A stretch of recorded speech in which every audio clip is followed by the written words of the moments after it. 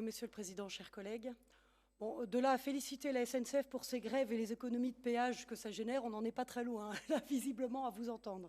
Bon, c'est une blague.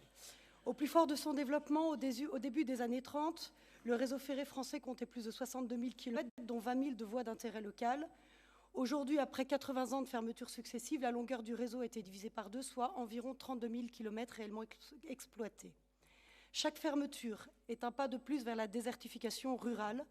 On est en plein dans la France à deux vitesses, et vous l'avez dit tout à l'heure, Monsieur Valence, d'un côté l'hypermétropolisation, de l'autre par glissement, les territoires ruraux oubliés, la France périphérique. La raison de cet abandon relève d'une absence endémique à ce niveau de politique d'aménagement du territoire depuis les années 80 et le virage libéral engagé par Mitterrand et poursuivi par ses successeurs. Tous les projets d'infrastructure ne sont étudiés que sous l'angle financier, qui ne rend du coup mécaniquement rentable que les seuls projets reliant entre elles les grandes métropoles.